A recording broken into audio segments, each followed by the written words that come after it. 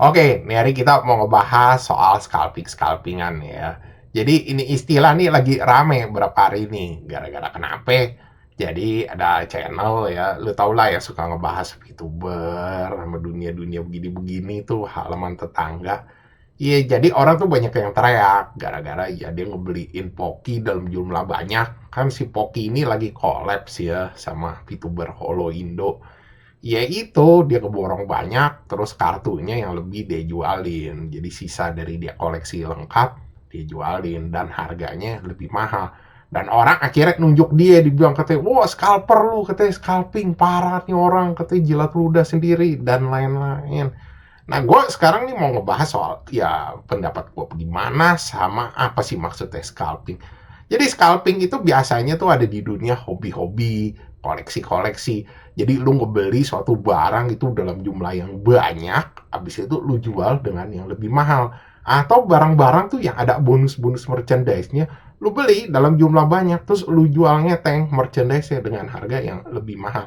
Kalau ngomong kasarnya, gampangnya nimbun lah.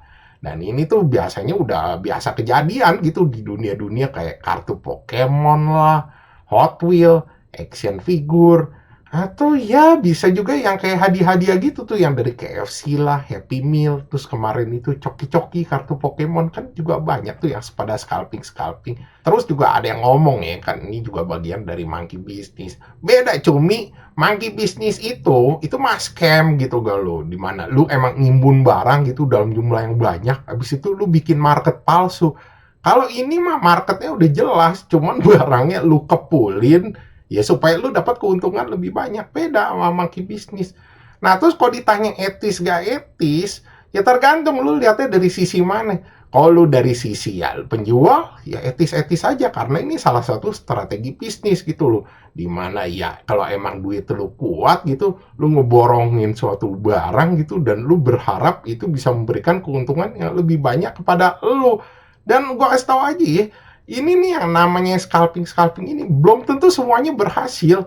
Banyak faktor. Ya misalnya kayak lu ngelihat barangnya yang beredar tuh sedemikian banyak dan seberapa kuat duit lu tuh buat ngesu itu barang buat ngebeli-beliin. Ya biasanya bisa gatot juga. Ya misalnya barangnya diproduksinya ya banyaknya bukan main gitu. Lu mau coba scalping, ya lu cari mampus. Atau misalnya orang tuh kayak gak ada ketertarikan gitu loh sama itu barang.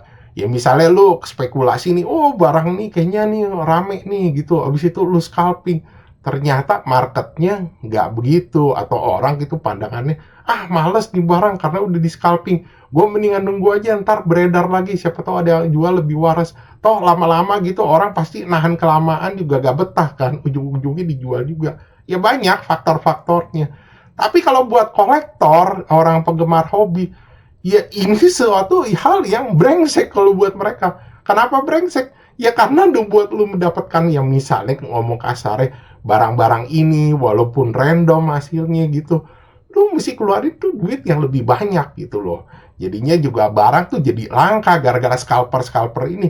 Karena mereka borongin semua, jadi lu mesti nyari yang mana. Jadi orang-orang yang punya ini barang juga yang bukan scalper gitu, karena dia tahu cari barangnya susah. Ya udahlah, gue jual lebih mahal. Jadi kalau masalah lumrah nggak lumrah itu balik lagi ke orangnya sendiri. Lu ngelihatnya bagaimana? Lu mau lihat dari sisi penjual, apa kolektor? Ya misalkan kalau lu emang nggak suka gini sama orang yang suka scalper-scalper gitu, ya simpel sih maksudnya solusinya. Ya gue usah beli dari orang itu, gitu aja.